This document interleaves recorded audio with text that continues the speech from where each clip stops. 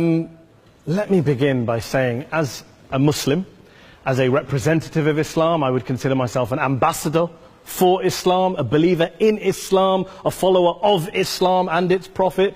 So, in that capacity, let me begin by apologizing to Anne-Marie for the Bali bombings. I apologize for the role of my religion and me and my people, for the killing of Theo van Gogh, for 7/7.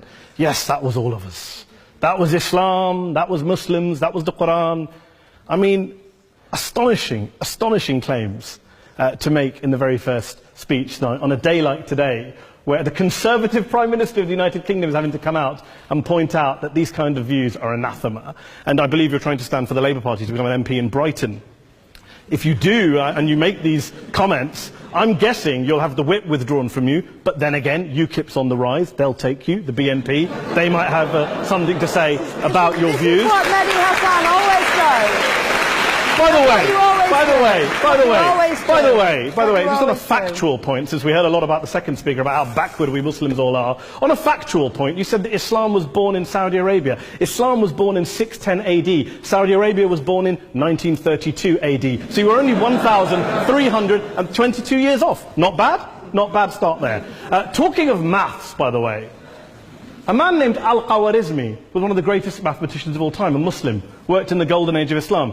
He's the guy who came up with not just algebra, but algorithms. Without algorithms, you wouldn't have laptops. Without laptops, Daniel Johnson tonight wouldn't have been able to print out his speech in which he came to berate us Muslims for holding back the advance and intellectual achievements of the West, which all happened without any contribution from anyone else other than the Judeo-Christian people of Europe. In fact, Daniel David Levering, the author of the Pulitzer Prize-winning historian and author of The Golden Crucible, points out that there would be no Renaissance, there would be no Reformation in Europe without the role played by Ibn Sina and Ibn Rushd and some of the great Muslim theologians, philosophers, scientists in bringing Greek texts to Europe.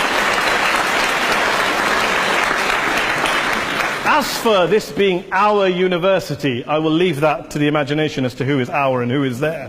I studied here too. An astonishing set of speeches so far making this case tonight.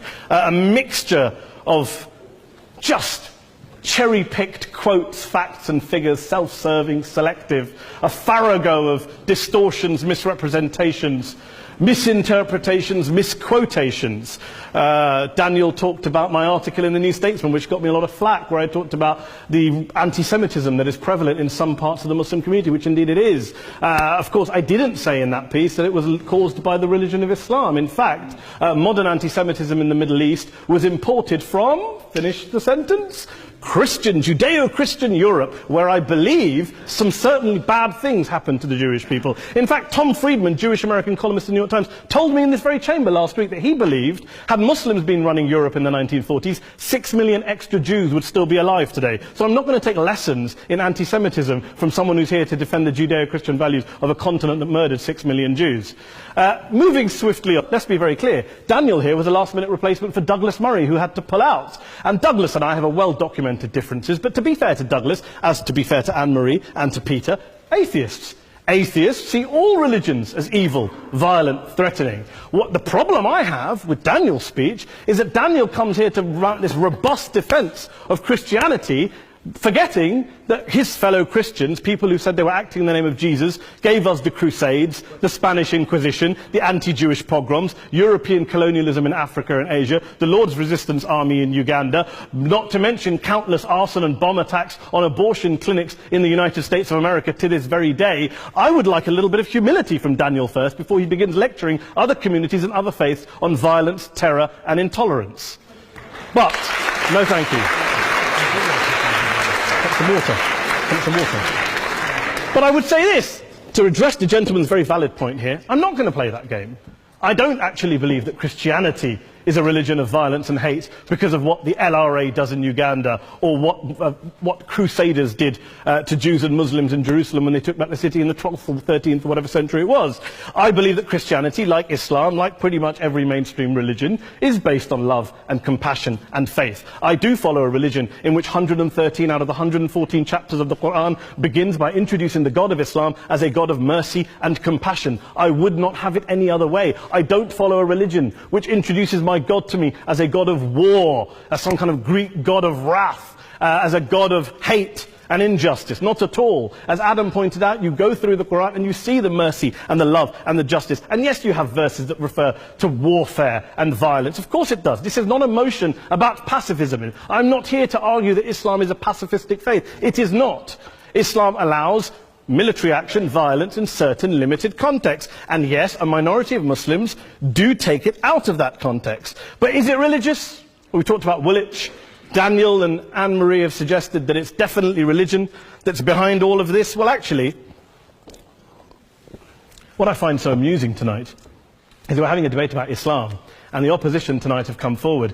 We have a graduate in law, a graduate in modern history, a graduate in chemistry, and you know, I admire all of their intellects and their abilities, but we don't have anyone who's actually an expert on Islam, a scholar of Islam, a historian of Islam, a speaker of Arabic, even a terrorism expert or a security expert or a pollster, let alone to talk about what Muslims believe or think. Instead, we have people coming here, putting forward these views, putting forward these sweeping opinions. Listen to Professor Robert Pape of the University of Chicago, one of America's leading terrorism experts, who, unlike our esteemed opposition tonight, studied every single case of suicide terrorism between 1980 and 2005, 315 cases in total. And he concluded, and I quote, "There is little connection between suicide terrorism and Islamic fundamentalism or any of the world's religions. Rather, what nearly all suicide terrorist attacks have in common is a specific secular and strategic goal to compel modern democracies to withdraw military forces from territory that the terrorists consider to be their homeland."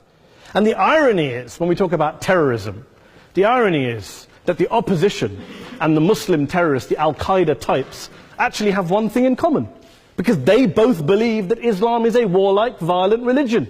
They both agree on that. They have everything in common. Osama bin Laden would be nodding along to everything he's heard tonight from the opposition side. He agrees with them. The problem is that mainstream Muslims don't. The majority of Muslims around the world don't.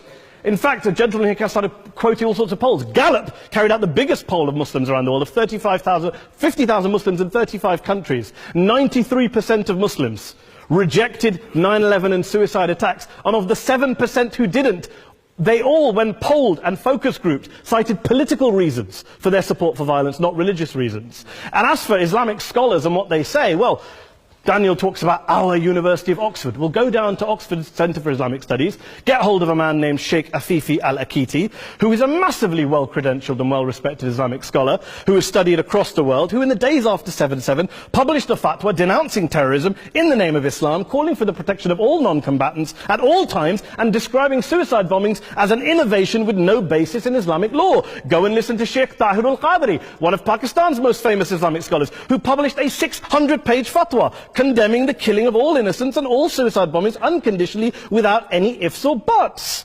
There's nothing new here. This is mainstream Islam, mainstream scholarship, which has said this for years. You don't go out and kill people willy-nilly in the high street or anywhere else, on a bus or a mall, based on verses of the Quran that you cherry-pick without any context, any understanding, any interpretation, or any commentary. Islam. Anne-Marie comes and scares us with her talk of Sharia law. I would like to see the book of Sharia law. It doesn't exist. People argue over what Sharia law is.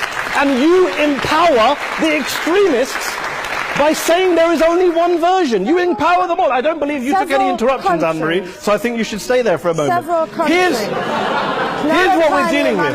Here's what we're dealing with. We are dealing, I took your point.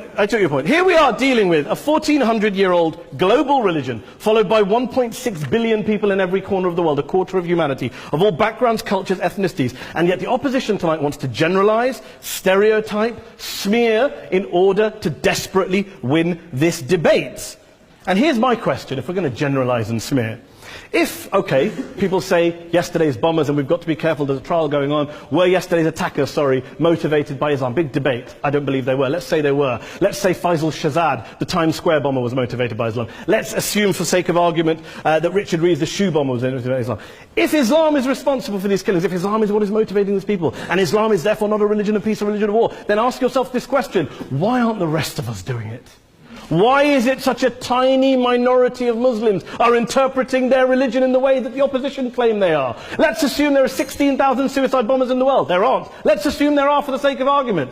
That's 0.001% of the Muslim population globally. What about the other 99.99% of Muslims who the opposition tonight either ignore or smear? The reality is that the rest of us aren't blowing ourselves up tonight. The reality is that the opposition came here tonight not worried about the fact that me and Adam might pull open our jackets and blow ourselves up tonight because we're followers of a warlike warrior religion which wants to take over Europe and Daniel's university.